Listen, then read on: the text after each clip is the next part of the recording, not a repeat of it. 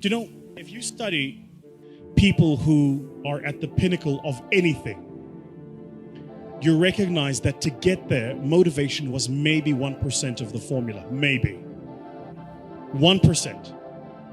And I'll prove it to you. If you want to become a world-class bodybuilder, say an IFBB pro, what that takes is you have to train twice a day, 6 days a week. You have to have 8 meals a day. Your calorie intake is regimented. Your meals are pre-planned and pre-cooked. You don't eat according to taste, you eat according to function. So my trainer, for instance, will eat and I'm going, what are you eating? And he's having he'll have chicken that was boiled without salt. And he'll have like half a kilo of it. And what are you doing? He says, I'm taking in protein. He doesn't say I'm eating, he says, I'm taking in protein. For him, it's functional, it's not taste-based. Then, you will probably have to train for a minimum, and this is if you are a genetic phenom, you'd have to train for a minimum of 10 years before you could get on a stage and compete at an average level with an average global bodybuilder. Average. Okay. So why am I telling you this? All of us here at the beginning of a new year write these things called New Year's resolutions. And then New Year's resolutions, number 1, make more money. Yeah. Number 2, change my boyfriend. Number 3, get into shape. Yeah. Number 3, get into shape is somewhere in the top 3. So what do? You go to the gym, you get a gym membership. Yeah. You go to the local Nike store and you buy like all of your gym gear. You are motivated. You are inspired. You are going to the damn gym. You go to YouTube, you subscribe to all of the fitness channels. You go to your Instagram, you follow all of the fitness models. You are motivated. You are going to the damn gym. You're going to get in shape. That's what you're going to do. The people you're following on YouTube have been working on for a minimum of 5 years to look like that. So you have the incorrect understanding that after a month of working out, you're going to look like them. So what happens in the first month? You're excited. You go to gym every single month, and you take the pains and your body is sore, but I'm excited. I'm going to gym. Then life happens. Company doesn't make money. You don't make your targets. You fall a bit ill. Something happens. And all of a sudden you stop going to gym for a day. A day becomes 2, 2 becomes a week. Now all of a sudden you've had a gym membership for 3 months and you haven't been in that time. What did you miss? You thought motivation was the formula. Winners don't need motivation. Winners need discipline. Discipline's about getting it done because it needs to get done, not because I feel like it, not because I'm motivated for it. You think Nelson Mandela was motivated to spend 27 years in prison? You think Martin Luther King was motivated to march across the states and proclaim freedom? You think, if you look at people that change the world, they're not doing it because they're motivated. They're doing it because they made a commitment to do it and they disciplined to see it through. Discipline is far more important than motivation. Which is why you got to be careful of the decisions you make. Because once you make the decision, you have to see that decision through. Like my mentor says, first we make the decisions, then the decisions make us. So you got to be very careful of the decisions you make. Be very careful of the commitments you make. Motivation, I'm telling you now, is completely overrated. It's important, don't get me wrong. We meet according to motivation, we feel good, rah-rah.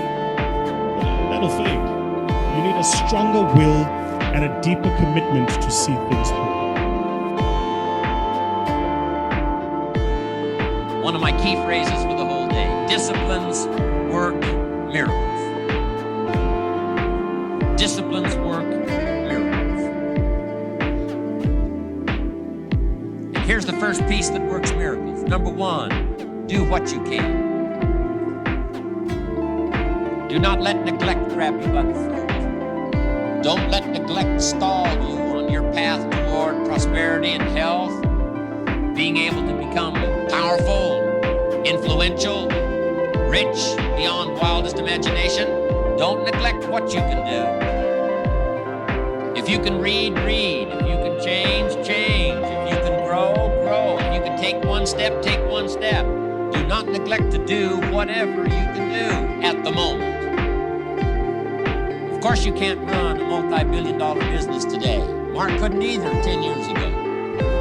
Mark couldn't either 5 years ago. But I'm telling you, today he can do it because step by step, year by year, he took on what he could do. He didn't neglect it. He did the meetings he could do. He made the calls he could make. He read the books he could read. He took the classes he could take. And step by step, he got himself ready. I'm telling you, do not neglect to do whatever you can do because it'll work miracles. Of personal development first, productivity second. Now, do what you can. Here's number 2, do the best you can. If it's a foggy night and you can only see 100 feet, how can you see another 100 feet? Answer, walk the first 100 feet.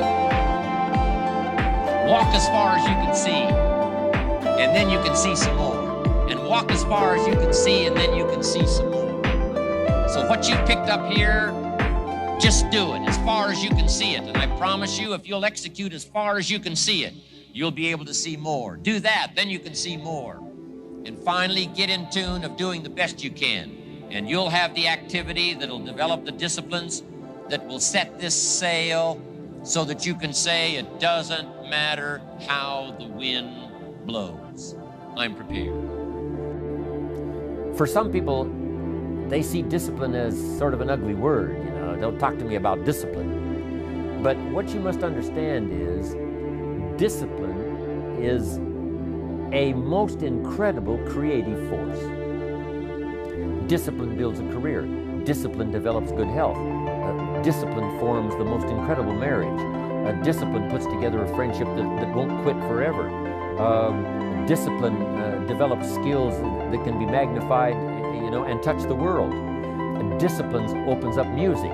You can't have incredible music without discipline.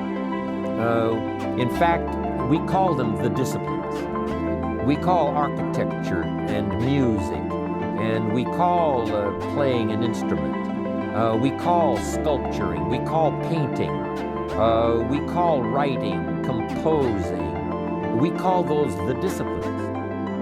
And the disciplines give us the indication that yes, it doesn't come except by discipline. But it also means that the discipline is the open door to the creative process to turn nothing into something and to turn imagination into reality. So here's what you must learn to do: appreciate the disciplines and welcome the disciplines. Here's a good question to ask. What other discipline could I begin that would open up a whole new expression in my life of turning imagination into reality? Without discipline, there is no enterprise. Without discipline, there is no magnificent structure. Without discipline, there is no music. Without discipline, there is no health. Without discipline, there is no advantage. There is no future. So discipline is all when it comes to imagination, having something real, believing in it, and turning it into reality. The key to development is to be all that you can possibly be. I don't know what your talents are. I don't know what your skills are, but here's what I probably am right on, that you're behind on an accelerated effort toward your full development. I would suggest that. Now, for some of you, I know that's probably really not true.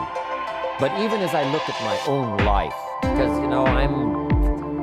I'm tempted to procrastinate just like everybody else. I should have written 30 books by now. I've only written 4 or 5. I should have done a lot of things, but I haven't. I got distracted, and all of us, have these challenges. But what could I become? What could I become? I had one of my dearest friends. I've lost him. He died at age 53. One day, and he drank a little too much. David drank a little too much, but he did all kinds of things. He was a builder, he was a dreamer, and he did a lot of things. But his drinking sort of kept him in a fog for like years and years. About 6 years ago, he was sitting at the yacht club, and he was in a fog. And suddenly it occurred to him, I wonder what I could have accomplished all these years if I hadn't have been in this sort of foggy state. And he said that did it.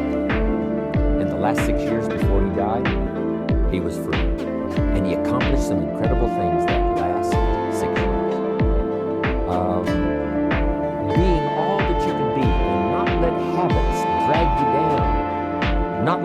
sidetrack you from the full development of what you have the capability of being. What all could your heart encompass if you really had the chance and you really had the disciplines and really got to it? What could you really be? What could you earn? How healthy could you really be? How many books could you write? How many poems could you write? So here's what I would ask of you. If you feel that you're a little bit stalled, wherever you are in your progress, I'm asking you to correct that. I'm asking you to see if you can possibly be on a more accelerated track toward your possibilities and your full development. Here's what life is all about. To become all that we can possibly be. The full development of all of your potential, that's number one. Number two is the wise use of all of your resources. That's what life is all about. Discipline. If there is a magic word that stands out above all the rest, this is the one. Discipline. Discipline is the bridge between thought and accomplishment. The bridge between inspiration and value achievement. The bridge between necessity and productivity. Remember, all good things are upstream. The passing of time takes us adrifting, and drifting only brings us the negative, the disastrous, the disappointment, and the failure. Failure is not a cataclysmic event. It is not generally the result of one major incident, but rather a long list of accumulated little failings. Failing in life is failing to think today, failing to act today, failing to care, to strive, to climb, to learn, to keep trying, day by day. If your goal requires that you write 10 letters today and you write only 3, you are down 7 letters. If you want to make 5 calls and you only make 1, you are down 4 on calls. If your plan calls for saving $10 today and you save none, you're down $10 today. Now the danger is looking at an undisciplined day and concluding that no great harm has been done. It doesn't seem like such a bad day.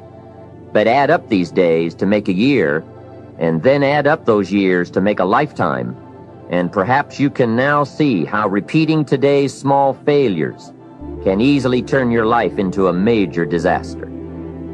Success, on the other hand, is just the same process in reverse. If you plan to make 10 calls and you end the day making 15, now you're up 5 calls. If you then get up a few on letters, move up the savings numbers, you can see what a massive difference it could make in a year, and what wealth and accomplishment awaits for a lifetime. Discipline is like a set of magic keys that unlocks all the doors of wealth, happiness, sophistication, culture, high self-esteem, pride, joy, accomplishment, satisfaction, and success.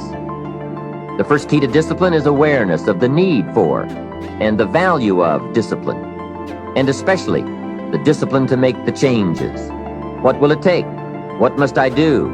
And what must I become to get all I want from my life? The second key is the willingness. More than that, the eagerness to maintain your new discipline deliberately, wisely, consistently. And the third key to discipline is the commitment to master the circumstances of your daily life, to see and harness the opportunities to make something of the sun and the rain, the good as well as what comes in the guise of misfortune. Discipline does many things, but most important of all is what it does for you. It makes you feel better about yourself. Even the smallest discipline can have an incredible effect on your attitude. And the good feeling you get, that surging feeling of self-worth that comes from starting a new discipline, is almost as good as the feeling that comes from the accomplishment of the discipline. Second, a new discipline immediately alters your life direction. You don't change destinations immediately. That is yet to come. But you can change direction immediately. And direction is very important. Third, discipline cooperates with nature. Everything strives. It is a common life function. How tall will a tree grow? As tall as it can.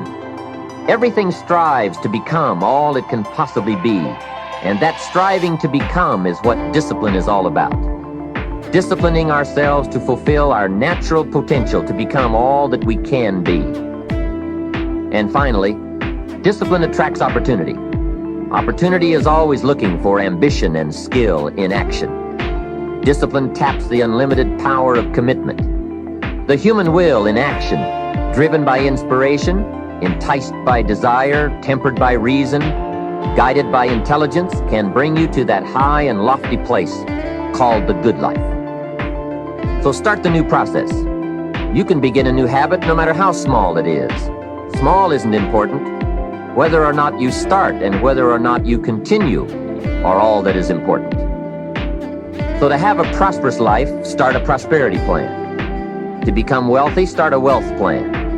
Remember, you don't have to be wealthy to have a wealth plan. A person with no means can have a rich plan. If you are ill, start a health plan. If you don't have energy, start an energy plan. If you don't feel good, start a feel-good plan.